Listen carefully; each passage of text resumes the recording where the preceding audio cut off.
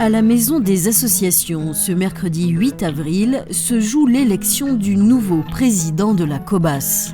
Thierry Gouéchaud, fraîchement élu maire de La Teste-de-Buch, est le premier à arriver sur place. Ça va ? Ça va. Tout va bien ? Oui. Puis, c'est au tour de Xavier Paris, nouveau maire de Gujan-Mestras, Karine Desmoulins, maire du Teche, reconduite dès le premier tour, et Yves Foulon, maire d'Arcachon, également réélu dès le premier tour, de faire leur entrée dans la salle du conseil. Quant aux nouveaux élus qui se retrouvent pour la première fois à siéger à la COBAS, ils font connaissance avec les anciens.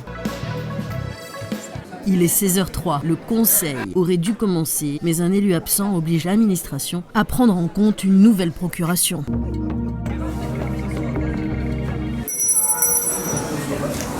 Chers collègues, c'est en tant que doyenne d'âge que je suis à cette place. Je goûte avec plaisir, un plaisir non fin, cet honneur. Aujourd'hui, il me permet d'être face à ce nouveau conseil et il suscite en moi toute la curiosité de découvrir les nouveaux. Tous ont comme moi l'envie de se mettre au travail, en conseil ou en commission, au service de ce très bel outil qu'est la COBAS pour notre territoire. Alors j'avais mis un petit mot pour Marie-Hélène, elle n'est pas là mais vous lui direz, promis Marie-Hélène, nous saurons en prendre soin. Dany Fressex, en tant que doyenne d'âge, supervise l'élection du futur président de la COBAS. Mais avant, elle doit procéder à l'appel de tous les élus communautaires. Sylvie Bansard. Je dénombre donc combien, mesdames, de conseillers ? 41 conseillers communautaires et donc 4 conseillers absents ont donné leur procuration. Exactement. Je fais appel maintenant à candidature pour l'élection de la présidente ou du président de la communauté d'agglomération du bassin d'Arcachon Sud. Mais fidèle à l'esprit de coopération qui a toujours existé d'ailleurs au sein de notre intercommunalité, nous avons souhaité avec mes collègues maires porter une candidature commune.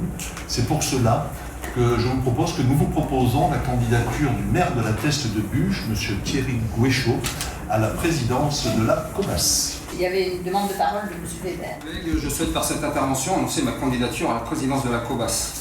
Nous avons collectivement une obligation, celle de dire la vérité sur la situation de notre intercommunalité. Et cette vérité est simple. La trajectoire financière de la COBAS est préoccupante. L'endettement est toujours un choix politique, jamais une fatalité. Et cette fuite en avant prépare les hausses d'impôts de demain. Je me présente aujourd'hui non pas par illusion, mais par responsabilité, par respect pour les électeurs qui nous ont fait confiance. Je souhaite aller au bout du processus démocratique pour que la voix de ceux qui nous ont élus soit pleinement représentée. Je vous remercie. Le moment est venu donc de faire un choix clair. Pour notre groupe, pourtant catégorisé dans l'opposition, mais opposition qui se veut être constructive, les choses sont simples. Il est cohérent, légitime et même attendu que le maire de La Teste-de-Buch, commune la plus importante du Sud-Bassin, accède à la présidence de la COBAS dans le respect de l'alternance prévue. Ce n'est pas une posture, c'est une ligne, celle du respect des équilibres entre notre commune et la continuité institutionnelle. Nos décisions doivent être guidées par l'intérêt du territoire, pas par des considérations opportunistes.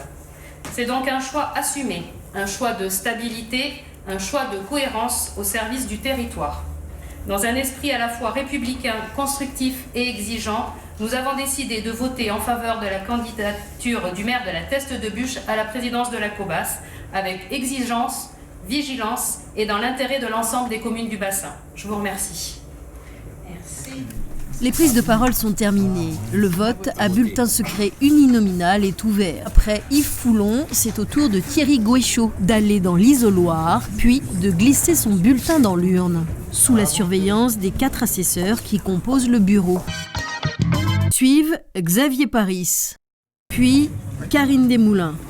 Après les 4 maires du Sud-Bassin, l'ensemble des élus communautaires, à l'appel de leur nom, choisissent le successeur de Marie-Hélène Deségaux, qui a fait 2 mandats à la tête de la COBAS.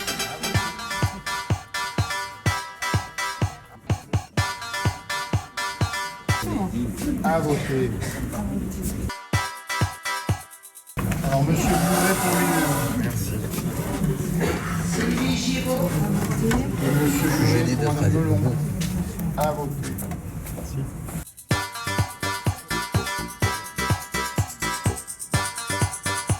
Monsieur Berry Berillon pour lui-même et M. Berillon pour M. Dufay.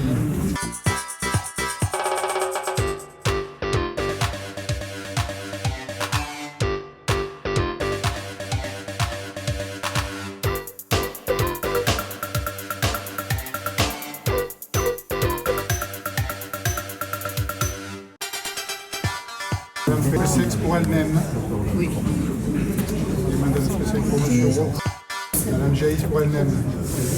Madame Jaïs pour M. Pétrole. Fin du vote, place au dépouillement. Logiquement, deuxième dizaine. Résultat du premier tour de scrutin. Nombre de conseillers présents à l'appel n'ayant pas pris part au vote, 0. Nombre de votants, enveloppe déposée, 45. Nombre de suffrages déclarés blancs par le bureau, article L65 du Code électoral, 1. Nombre de suffrages déclarés nuls par le bureau, article L66 du Code électoral, 0. Nombre de suffrages exprimés, 44. Majorité absolue, 23. Monsieur Thierry Guéchaud a obtenu 43 voix. Monsieur Fabrice Weber a obtenu 1 voix. Monsieur Thierry Guéchaud est déclaré élu.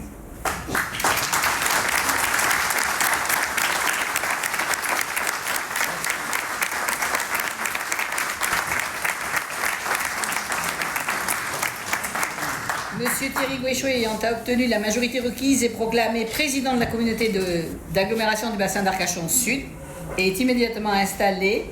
Il prend la présidence de la séance. J'invite Monsieur Guéchaud à assurer la présidence de l'Assemblée.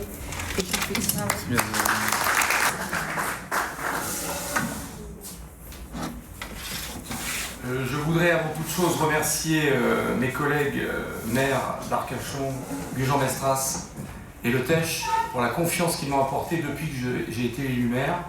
Merci beaucoup.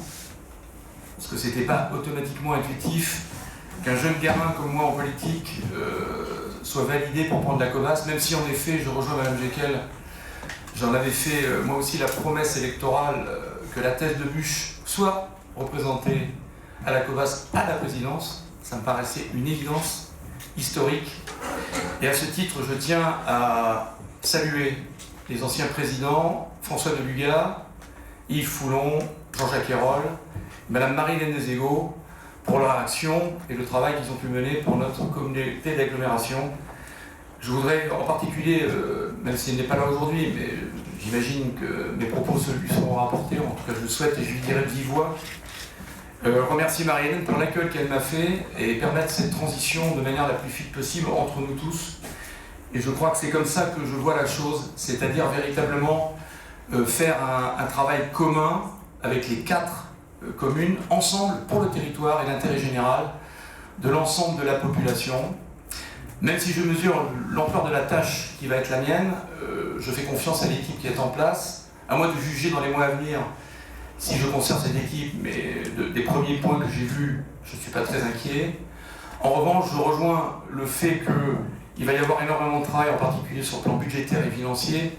Nous connaissons les problématiques internationales et nationales qui sont particulièrement complexes, et nous connaissons le niveau actuel de la COBAS. Donc je rejoins le fait qu'il va falloir preuve d'exemplarité, de sobriété et de rigueur dans le travail que nous allons accomplir dans les mois à venir pour nos concitoyens, toutes celles et ceux qui nous ont fait confiance. Et je reste intimement convaincu qu'ensemble, nous allons pouvoir mener à bien la mission qui est la nôtre pour la communauté d'agglomération, pour notre territoire du Sud-Bassin. Car je crois que c'est au travers de cette action que nous allons pouvoir aider chaque commune, d'une manière ou d'une autre, et permettre à notre territoire de bien vivre comme nous le souhaitons toutes et tous aujourd'hui. Je vous remercie pour votre attention.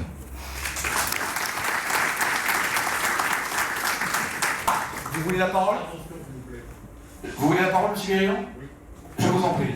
Bon, Monsieur le Président, écoutez, au nom de notre groupe, nous vous présentons toutes nos plus sincères félicitations. Félicitations républicaines pour votre élection à la tête de la COBAS. Nous nous réjouissons, en effet, que ce soit le maire de la Thèse de Buch qui devienne à son tour président de cette belle institution. Et c'est donc en responsabilité que nous avons voté pour vous. À l'aube de ce nouveau mandat, Et c'est en tant que vice-président sortant que je voudrais rendre hommage à Marie-Laide Deségaux pour le travail remarquable qu'elle a accompli ces dernières années. Et ce fut un honneur pour nous tous de travailler avec elle. Elle nous a montré l'exemple et nous espérons que vous serez également dans ses pas. Vous endossez aujourd'hui pleinement la responsabilité d'une institution structurée par le travail consensuel et continu des 4 communes. Et je tiens également à souligner l'appui indispensable des services de la COBAS, services à très haute valeur ajoutée. Alors de la thèse de Buch à la COBAS, il y a donc une logique de continuité, mais il peut y avoir également une logique de progrès. Attentifs et engagés, nous participerons aux commissions, aux instances, aux travaux de la COBAS, nous serons présents. L'intérêt général guide notre action et il prime sur toute autre considération. Je vous remercie de votre écoute. Je reviendrai vers vous pour vous donner des réponses en temps et en heure. Avec plaisir. Monsieur Karoff, on vous écoute. Je serai d'autant plus attentif que je suis ici pour représenter tous les électeurs et électrices qui ont souhaité que la politique se fasse autrement, avec le plus grand respect, notamment en rejetant toute puissance et autoritarisme dans la gouvernance. Des projets grands et moins grands sont déjà sur les rails, mais d'autres verront le jour. Ils seront à co-construire notamment des projets transversaux et communs à nos 4 communes. Des délégations de services publics assurent des missions indispensables. Seront-elles correctement évaluées au moment de renouveler les contrats ? Cette nouvelle mandature débute avec la nouvelle gouvernance que vous représentez. Il faudra être à la hauteur des promesses faites aux électeurs et électrices dans chaque commune et pour l'intérêt de l'ensemble de la population de la COBAS. Je serai là pour suivre l'actualité des dossiers et des projets, et je serai là également pour celles et ceux que je représente et qui attendent d'être reconnus et entendus. Mes chers collègues, je suis impatient que nous nous mettions au travail. Je vous remercie de votre écoute. On va même revenir vers vous, puisque nous travaillons ensemble, comme je l'ai déjà dit ce matin, puisque nous étions ensemble à propos des nouvelles des tests. L'administration va donc maintenant procéder à la distribution des bulletins de vote. À suivre donc l'élection des 13 futurs vice-présidents de la COBAS. Chaque conseiller communautaire s'exprime en déposant son bulletin dans l'urne qui lui est présentée par l'administration. Vous pouvez, Jacques, Patrice, Madame Jekyll, vous pouvez venir, ainsi que Magdalena, Louise. Les 4 assesseurs restent inchangés. C'est Luc Tarot, assis à côté de Dany Fressex, qui en sa qualité de benjamin d'âge de l'Assemblée devient le secrétaire de séance.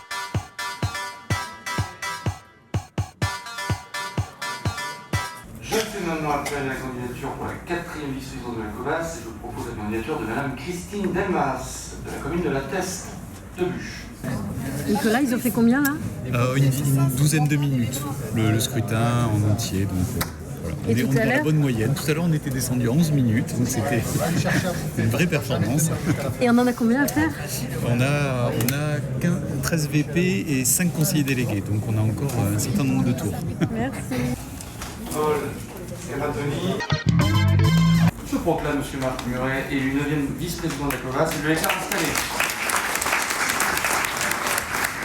Je proclame M. Jean-Jacques Charbonneau élu 10e vice-président et installé.